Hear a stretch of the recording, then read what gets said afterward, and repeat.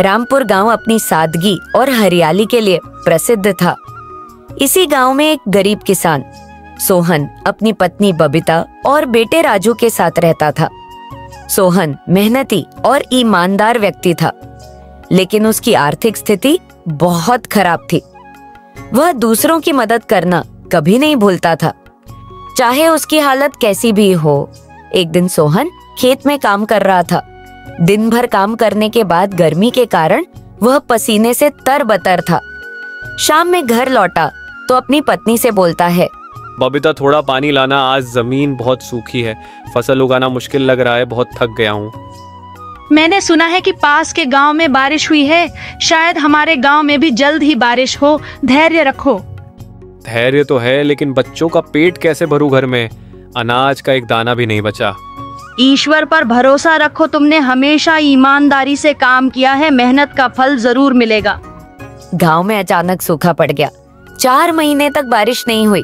सारे खेत सूख गए। सोहन के खेत भी सूख गए और उसकी सारी बचत खत्म हो गई। एक दिन सोहन ने अपने बेटे से कहा, मुझे शहर जाकर कुछ काम ढूंढना होगा। इस बार फसल नहीं हुई तो यहाँ रहकर कुछ नहीं कर सकता। घर में एक पैसा भी नहीं है। पिताजी, आप शहर जाएंगे तो हम कैसे रहेंगे? हमें भूल तो नहीं जाएंगे?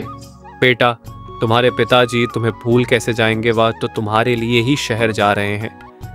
मेहनत से जो भी मिलेगा वह तुम्हारे लिए लाएंगे। हमें हिम्मत नहीं हारनी चाहिए। बहुत दुखी था। वह कभी भी अपनी गांव से दूर नहीं गया।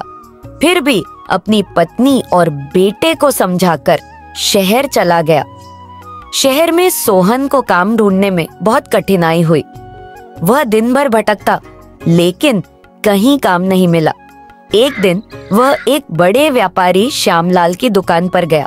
मालिक, मैं गांव से आया हूँ, शहर में काम करने, मुझे कोई भी काम दे दीजिए, मैं मेहनत से काम करूंगा। यहाँ तो कोई काम नहीं है, पर मेरे पास एक ठेले हैं, तुम वहाँ काम कर सकते हो, लेकिन ईमानदारी से काम करना होगा। अगर तुम मेहनती और ईमानदार हो तो तुम्हें नौकरी मिल सकती है। सोहन ने ईमानदारी का वादा किया और नौकरी शुरू कर दी। हर दिन नए नए ग्राहक आते हैं। सोहन सबसे बहुत अच्छे से बात करता है। लोग खुश होकर सोहन ज्यादा सामान खरीदते हैं। एक दिन दुकान में एक ग्राहक आया और गलती से अपनी बैग छोड़ गया। सोहन ने देखा और तुरंत अपनी दुकान के अंदर संभाल के रखा। अगले दिन जब ग्राहक अपनी बैग खोजते आया, तब सोहन बैग वापस कर दिया।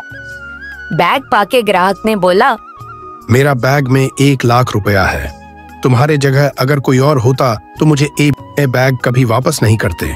मैं लॉटरी का टिकट बेचता हूँ। तुम टिकट रख लो, पैसा देने का जरूरत नहीं। मैं तुम्हारी ईमानदारी देख के खुश होकर तुम्हें दे रहा हूँ। सोहन अपने काम में व्यस्त हो गया। लॉटरी के टिकट के बारे में भूल गया। इधर गांव में बबीता और राजू की हालत और खराब हो रही थी। बबीता ने गांव के मुखिया जयराम से मदद मांगी। मुखिया जी, सोहन तो शहर गया है, लेकिन यहाँ हमारे पास खाने के लिए कुछ भी नहीं है। क्या आप हमारी मदद कर सकते हैं? मैं कोशिश करूंगा, लेकिन गांव में सबकी हालत खराब है। फिर भी मैं तुम्हारे लिए थोड़ा अनाज भिजवा दूंगा। बबीता मुखिया के बात सुनकर चली गई। आज उसकी बेटे का जन्मदिन है। अपनी सहेली से थोड़ा सा गुड़ मांग के लाई थी। उसका गैया भी चारा के अभाव में दूध कम दे रहे थे। फिर भी थोड़ा सा दूध, गुड़ और चावल से अपने बेटे के लिए खीर बनाया। माँ, आप मेरे लिए खीर बनाया, पता नहीं पापा कब आएंगे। हम सबको कब तक भूखा रह के दिन काटना पड़ेगा। देखते देखते 1 महीना हो गया। सोहन के ईमानदारी देख के दुकान के मालिक खुश हुआ। 1 महीना का पगार मिलने के बाद सोहन ने कहा, मालिक, मैं गांव जाना चाहता हूँ। मेरे पत्नी और बेटे बड़े अभाव में दिन काट रहा है। यह पैसे उनके काम आएगा। कुछ दिन अगर छुट्टी मिल जाता तो परे अच्छा होता। सोहन अपने गांव वापस आया। उसके पत्नी और बेटा बहुत खुश हुआ। सोहन ने अपनी पत्नी को पैसे दिया और बोला, बबीता, तुम चिंता मत करो, ये पैसे से अब कुछ दिन अच्छे से चल जाएगा। अगले दिन सोहन के दुकान के वो ग्राहक जो उसको लॉटरी के टिकट दिया था, वह आया। सोहन, तुम्हारे लॉटरी के नंबर लग गए, तुम 10 लाख अरब जीत गए। अब तुम्हारे सारे कष्ट खत्म हो जाएगा। अब बस 10 लाख रुपए। सोहन वो पैसे से अपने लिए गांव में एक दुकान खोल लिया। शहर में 1 महीना रह के थोड़ा बहुत दुकानदारी सीख लिया था।